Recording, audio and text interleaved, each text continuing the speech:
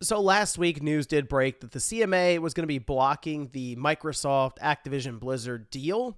And as they announced that, they also published a large number of documents that detailed their reasoning and why they were doing this. And a lot of it seemed to hone in not on PlayStation, Call of Duty, and Xbox. It actually seemed to focus on cloud gaming and how they believe that's going to be a massive market in next 5, even 10, 15 years from now, and Microsoft could have a serious advantage if they were to go ahead and complete this acquisition. Well, as we've had those documents, people have gone through them, and they found some interesting bits, including another company that was heavily involved in working against Microsoft with this entire acquisition, and seems like it's going to make the entire thing much harder for Microsoft to complete.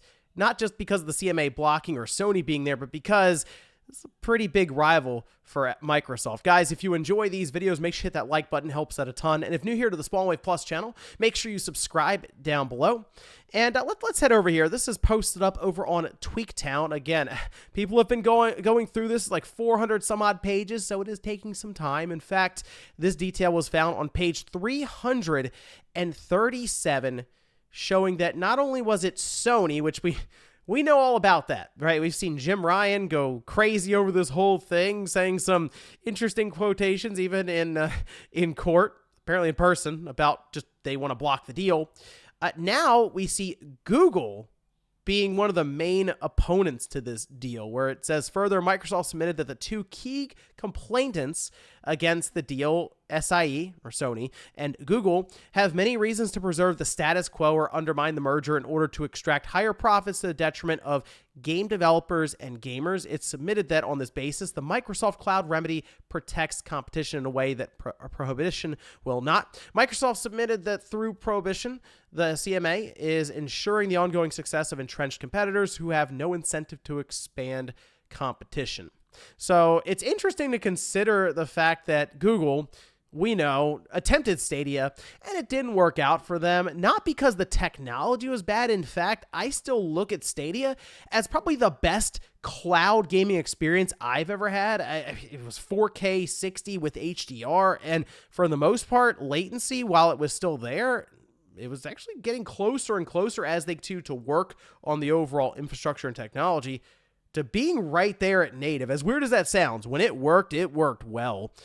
But they had other problems outside of the technology. It was most of the content offering and the fact that they wanted you to spend full price on these games that were just playable through the cloud. I think if they had an offering like Game Pass that had native options to it, they might have been onto something. Like, you could buy the game as a PC experience natively, and then you can also use their ecosystem, their cloud technology to play your games. I think people would have been a bit more interested in buying games through that store if that was available to them, and some may have been interested even in paying a yearly fee to use it, kind of similar to what we have with GeForce Now through NVIDIA, because again, the technology that they had, it was shockingly good at times. But they just didn't have anything figured out from the development side with software, and we saw them attempt to create studios to make first-party games that would take advantage of apparently the power of the cloud, and then they shut them down a year and a half later, and that was kind of it. The writing was on the wall, even though people thought they could still continue on as just a marketplace with cloud technology.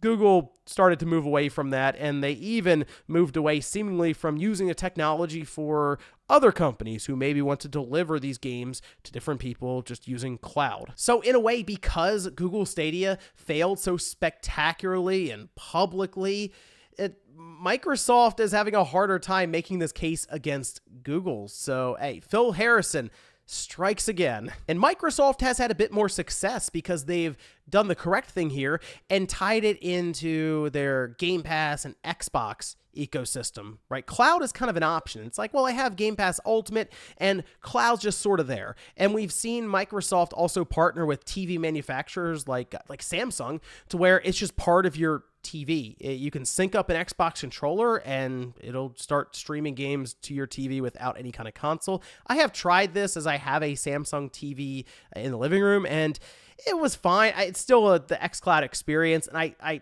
think they still have some catching up to do with where Stadia got to towards the end of its life.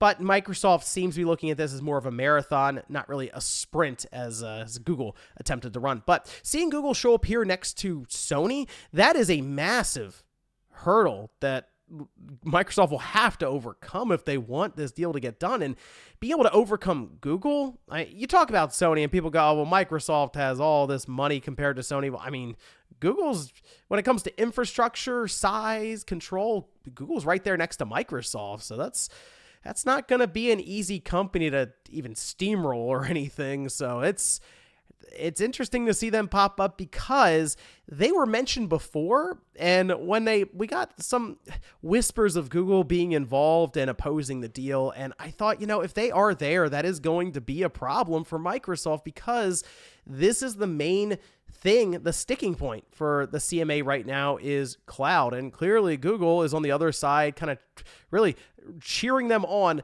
to block this deal. The thing with Google, though, and Apple technically, is that they're also under fire for their stranglehold when it comes to mobile devices because of the Play Store and the iOS, the Apple Store. You have to go through those, and those are the main platforms right now for Android and iOS. And there have been talks about kind of breaking that up and allowing other stores to exist. So it is kind of funny to see Google show up here pushing back on the idea of Microsoft overtaking just with cloud, and they're on the other side holding up their Play Store and fighting back against anyone else getting on Android with their own store, which actually includes Microsoft because they apparently want to launch their own store on some of these devices like Android and iOS. But to me, at this point, looking at what Microsoft is dealing with, it might be worth moving on, to be honest, just because they appeal this, we'll say. Maybe they can figure something out here, but depending on which way the EU goes next month, while there is a lot to go over here, a lot of intricacies to work through, it seems like it's going to be at least another year of this, potentially 2 or 3 years even. And at that time, it's not like Microsoft's going to run around, make acquisitions or serious investments because the focus is going to be on this with roughly $70 billion kind of being tied up. And while this is all happening, we see Sony making moves to acquire talent out, not just necessarily big publishers, right? They're kind of figuring out their live service roadmap and who they want to bring on board to hold that up with things like Firewalk and Haven. And while Microsoft would still have to pay Activision Blizzard, I believe, $3 billion if they decide not to extend their contract, I think at the end of June or like mid-July, that might be a drop in the bucket for them to kind of get out of this, move on, and set themselves up with content over the next 10 years or so with all these studios they currently have that really need to start delivering with some of those big time titles that we hear are in development right now, Fable, Perfect Dark, and others. And you know what? They might still look around and try to add on more talent through developers rather than try to make the big splash publisher acquisition with an Activision Blizzard. There's still a lot out there they could do with probably less than $70 billion and maybe even get